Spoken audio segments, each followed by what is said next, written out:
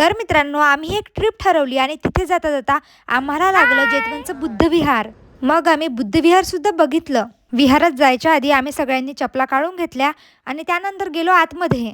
इथे गौतम बुद्धाच्या खूप छान छान मूर्त्या आहे आणि त्यानंतर आम्ही वंदन करून घेतलं आणि मग आम्ही बघितल्या तिथल्या गौतम बुद्धाच्या अस्थी.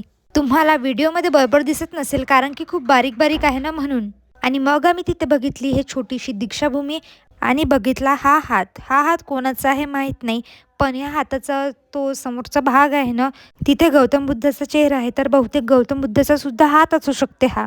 आणि मी कोणत्या व्लॉगमध्ये तुम्हाला माझे मामा दाखवले नसेल तर हे बघून घ्या, हे आहे माझे मामा. त्यानंतर तिथेच आम्ही जरा वेळ घुमलो.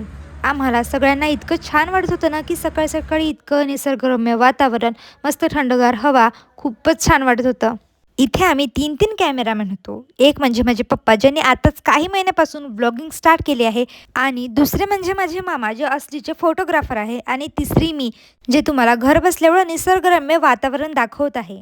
आणि इथे जागोजागीच खूप साऱ्या नाही का गौतम बुद्धाच्या मूर्त्या आहे आणि आम्ही इकडे येऊन बघतो तर एका लाईनीत 15 मूर्त्या आहे गौतम बुद्धाच्या आणि समोर 2 मूर्त्या आहे. आणि या साईडने बघितलं तर बाप रे, हा फोटो बघत आहे का तुम्ही? या फोटोमध्ये कित्येक भंतीजी गौतम बुद्ध आणि घोडे आणि हत्ती सगळंच काही आहे. बरं झालं आम्ही इथे थांबलो म्हणून हे सगळं बघायला तरी भेटलं, नाहीतर हे सगळं आम्ही कधी बघितलं असतं. आता बघतच आहे ना तुम्ही, इथे कित्येक प्रकारच्या मूर्त्या आहे आणि खूप सारे सामान सुद्धा आहे. त्याचं मी बरोबर व्हिडिओ घेऊ नाही शकली. मग आम्ही निघालो बाहेर तर आम्हाला दिसले हे कमळाचे झाडं. मग आलं आमच्या लक्षात की इथून आम्हाला लवकरात लवकर निघावे लागेल कारण की आम्ही घरून जिथे जायला निघालो तिथे जायला होत आहे खूप टाईम.